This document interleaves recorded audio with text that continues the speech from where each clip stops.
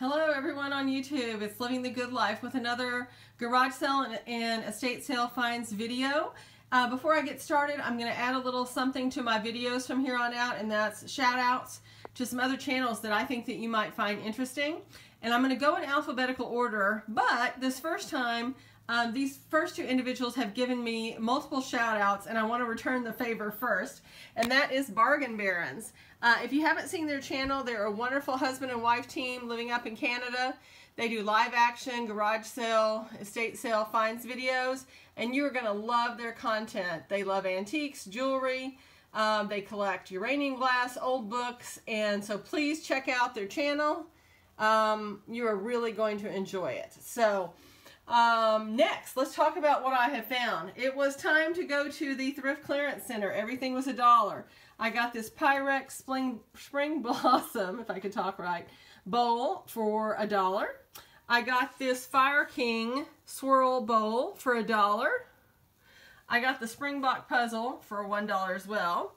I found these little Hazel Atlas, which I believe it's that. Michelle, Thrifting 101, let me know if I'm right. I think these are Hazel Atlas salt and pepper shakers from the 20s, 30s, maybe 40s. I'm not really quite sure. But they seem to sell pretty decently on eBay.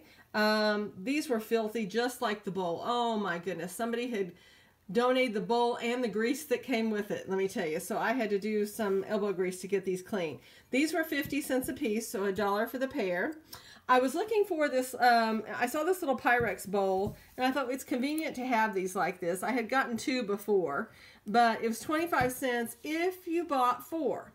So, just as a note, the plates, cups, glasses, mugs, and vases were all 4 for $1. So I went and found 3 more items. Couldn't find any of the plates or anything I wanted, but here is this beautiful little cordial glass with cranberry, and it has these little wheat pattern on it. So that was 25 cents. I found this, and it almost looks like Fostoria, doesn't it? With this pretty design in it. So that was 25 cents. And then I found this one next. This is a huge goblet, and you'll see it says made in Romania, hand blown, and it's got that beautiful twisted work in the stem. And you come up here to the glasses, the crystal, I guess you call it the bowl. What do you call it? And so that is in a pink color. So 25 cents for that. Let's see what else I got. Then I went to a couple of garage sales, and at one of them I got this Blenko large, I guess you'd call it double-sided pitcher. It's got the spout on either side. It's in this turquoise color, and from what I can tell, one like this sold for about $25 on eBay in December of 2017. So for $2, I think I did pretty well. The estate sale was run by the family. A lot of other things were very more expensively priced, but I guess this one was not as valued. I enjoyed it. I went to another garage sale for some people that were moving in with family to take care of an elderly parent, and I found another one of those little meat mallets for 25 cents. And I saw this and I thought, huh, that reminds me of those little coasters that I got with the sterling silver, and I turned it around, and I finally found it. Frank Whiting sterling. So it was $2, so I picked that up as well. And boy, as a side note, isn't it fun that the garage sales are just starting? I mean, there was only 2 or 3, but I was just thrilled to have any to go to. Then I went to an estate sale, and you know, I wasn't one of the first ones in, but these were stuck back on a shelf, you know, where they display all the china and crystal and all the other breakables. And they were all these little individual salts. Now, isn't that pretty? I just think it's so interesting that, you know, you would put your salt in here and you'd have these little tiny spoons, and you could salt your food with this spoon instead of with the salt shaker, which is how they used to do it. But what's fun is that all of these little spoons, I can't tell if I've got that upside or down. No, or not. Of course, it's always upside down. They all say sterling. So I've weighed those, and this cost me $12 for a set of 6 with the little spoons. And I weighed all the spoons, and you know, that was about $8 worth of silver right there. So $4 for the little bowl. So it was a good deal. Went to another estate sale, and you can see here where I paid $5.41 for this sterling silver spoon. Anything that wasn't marked on the jewelry table was $5, and it says sterling right here. So just a pretty little spoon, and it is. I weighed that, and I'm trying to remember what it was, but it was well worth the $5. It was more than double in silver what I paid for it, so that was worthwhile. But the most fun of all was a garage sale that I went to, and I pulled up, and I was just so thrilled. I'd already been to one that, you know, they didn't even have nobody was open. I don't understand why people advertise a garage sale and then don't have one, but they had all kinds of neat stuff. I bought these 3 puzzles. Here's one with a bird. Any of the puzzles that were open were $1, so I got that one. And then I got this one that was still in the shrink wrap, Grandma's Craft Room, for $3. I said, so do you have any jewelry? And they said, oh yeah, we have a little basket. And it was over on the floor, and I don't think anyone had even looked through it yet. So I snagged it, and I started looking. So I found this sterling silver bracelet with a malachite, what looks to be a malachite stone. I don't know if I get it over here, if you can see it better. It really doesn't matter. Yeah, it's better over here. And I couldn't even see that it said sterling or not, but I went ahead and got it.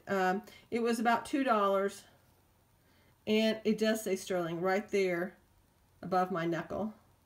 So when I got it home, I could see better. And I paid, including the 3 puzzles, I paid $20 for all the jewelry you're about to see. So $5 for the puzzle, so $15 for all this jewelry. I found these earrings. They are sterling silver with gold-filled detail. That's what this is down the middle. They're quite heavy. Then I got these, and they have this Native American detailing here.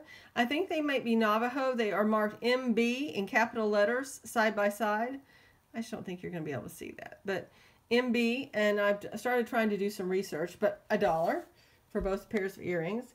Got this little sterling silver heart for $1. And let's see, I got this. Really, I wasn't sure about this at one point, but it's got two of these safety catches on it. Not one, 2. And then I can't tell exactly what stone this is. Trying to get where you can see better. But it's kind of a pinkish purple, so it's either glass or maybe a low grade of amethyst or something like that. And then some, either some marcasites or something there. But it is marked 925. So pretty little bracelet there. I got these earrings. Again, they've got a pinkish stone. They are marked sterling. I think these are the ones that actually have it spelled out sterling. They're a little bit older. These are marked 925, just some little hoops. They kind of come down like this in the middle, which is interesting, but they're marked in the middle, 925. I got this James Avery sterling bracelet with a sterling silver 16 charm. So James Avery, you know, is a Texas-based jeweler. They do a lot of Christian jewelry as well. And I actually lucked onto another one as well. It is this butterfly bracelet in sterling silver with the James Avery mark as well. And it was $2. So I think all the bracelets were $2, and then everything else was $1. And then I got this whopper of a bracelet.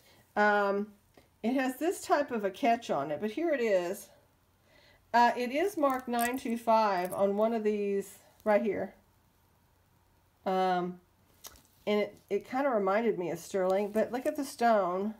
I haven't been able to research the stone yet. I keep trying to see if I can get it in the light a little better for you. But there's not much light. It's just kind of an odd time of day. There we go. So I don't know if anybody knows what type of stone this is, let me know. I'm going to do some research. Kind of a burgundy-ish rust-colored stone, and it is fairly massive in size when it comes to stones. That many stones that size, so that would put a little weight on your wrist. And this is one I could never find, and I was doing some cleanup, and I got this when I got tricked into buying, not tricked, when I made the mistake of buying a candlestick that I thought was sterling, and it turned out to be pewter. Well, I had bought this with it. It's just a little mom sterling ring, and I thought I was paying $1 for it, but the candlestick should have been half price, so I probably ended up paying $3 for this little sterling ring, which was not worth that at all. But I think that is it. Let's see if there's everything else. Yes. Oh, I forgot to tell you about the necklace. This is marked sterling, well, at least 925 on the clasp, but it's a newer style clasp, and I just highly doubt that this is actually going to be sterling. But it says 925 on this little thing right here, hanging down. But here it is. I bought it just because I thought it was pretty, and it was $1 or $2 as well. It has this pearl design with the little rhinestones, and then this open work beading with some gold detail, and I just thought that would be pretty to wear with clothes. So I hope you enjoyed everything from my Pyrex, Hazel Atlas, mid-century FireKing, to the jewelry and the Blenko. So hope you enjoyed it. Please send me a comment. I'd love your subscription as well. Thanks. Bye-bye.